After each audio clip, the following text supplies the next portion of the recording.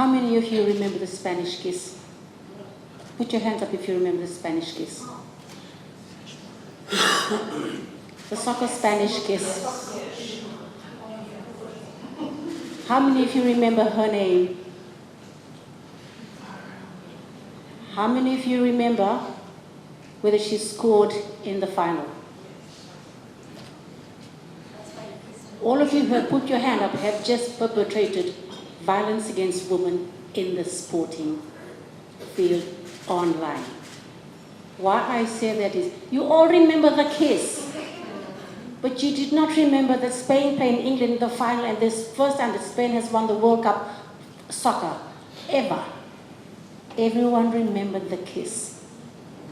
No one remembered who she was. We have all just paid tribute to the 87% of women in the Olympic Games in Tokyo who were subjected to online violence. In the Rio Olympics, it was every woman had 1/3 more violence targeted to them online. I'm talking about online. At the Tokyo Olympics, as we had half men and half women athletes, 87% of the online violence was targeted against women. So why I wanted to start with that is so we have unconscious bias. We need to change that within ourselves first. Forget about the Spanish kiss and remember her name. Yes, it's in the sporting field, it's in the area breed, it's in the training field, it's in the swimming pool, it's everywhere. It is there, it is an issue. I won't talk to the converted, you are the converted. What are we doing to try and mitigate? I'm going to focus more on the online violence. The violence is there, irrespective of where you go. It is there. Don't get me wrong. What I'm going to talk about is what are we doing in the sporting field to try and drop that 80% violence against women in the higher level of sports. And the data has shown that during major events like the World Cup Olympics, the people who get the highest online platform are the women athletes, not the male athletes.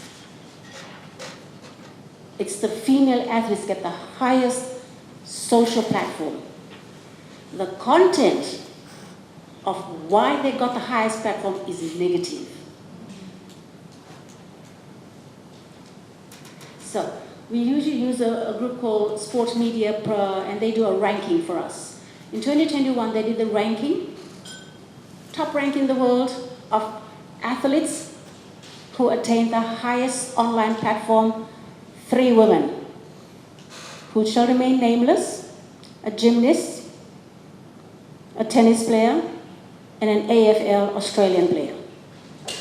They were all made famous for negative reasons. So it is there. Going further, as I said, I'm talking to the converted. What are we doing? I work in the area of, I belong at World Rugby, and my role is World Rugby is I'm the Women's Advisory Committee and the Regional Committee. Player welfare is key to what we focus our game on. And when we say player welfare, it's looking after the players on and off the field.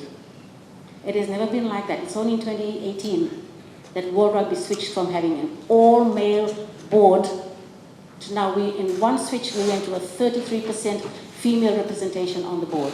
It was a great move. So now we have a ways. So for World Rugby, what do we do?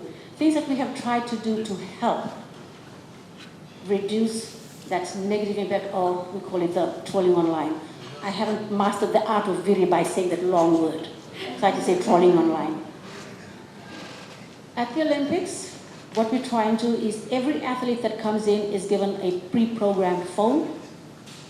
We encourage the athletes to use the phone. By using their phone, it provides them with protection from online bullying and social bullying. So at the end of the games, they take their phone, they go home with them. But from that, we gain data of how, where, when type of abuse that they're getting. That is, so far it's happening at the high level. We're trying to transcend that downwards to the lower level. This World Cup in France, we now have partnered with Signify Group Company. It's an artificial intelligence company where they are now profiling all our people, athletes. So and it covers tries to give them a little bit of protection.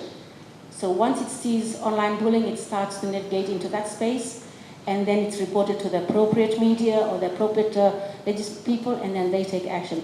So those are things we're doing at global level. Now come down to our Pacific level. What are we doing here? Inclusion with the stakeholders, inclusion with the policymakers, and using sports as a profile to drive policy change. Sport is very, very powerful in the Pacific. And in Fiji, it's something that opens doorways. Very, very easy. So using the power of sports in partnership with everyone in this room, in partnership with the government to drive policy and decision-making changes, it has to start at policy level. We found that coming from the community, it does work, but it must start from policy level and driven downwards. Now, what do we do at community level? We partner with what we call non-rugby market. Rugby, any sport is with rugby, it's like with Emirates, with all these big names. In the Pacific, we partner with UN Women, Women's Crisis Center, Fiji's Crisis Center. So we partner with non-traditional rugby people to drive the value of human beings using the game of, in this case, rugby. Football does the same thing, it's called a Just Play program. Basketball does the same thing, it's called the hula hoops. Swimming does the same thing, it's called Swim Safe. So all these sports are using the sports to drive and educate the value of being safe wherever we are. Now in the GR Plus program, what we do is we target 12 to 14-year-old kids.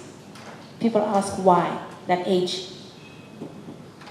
When they become 18 to 19-year-old, when they become decision-making, their behavioral change is already starting to take form.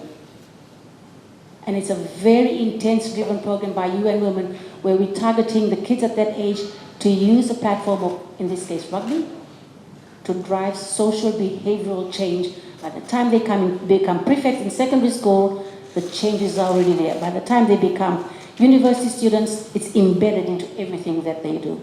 So please don't get me wrong, violence is there. It is very, very evident. And yes, you all saw it at the 2021 Rugby World Cup. In sports, what we try and do is we try and switch it around, where we find that women who are in the high profile, they tend to get good sponsors. So we take the positives out of that online balance. Now from that, excuse my language, from the shit that happened in the World Cup, now the women are fully contracted. They have a media officer, they have a welfare officer that's based full-time with the team. But it had to take, like what Lee there, it had to take going through some of that to get to where they are now. So yes, it is a journey. It's never ending. It is a constant journey we work to. And what do we do from our side is, for us, it's inclusion and partnership is key to making sure that this is heard through every sector. Thank you, Vivian.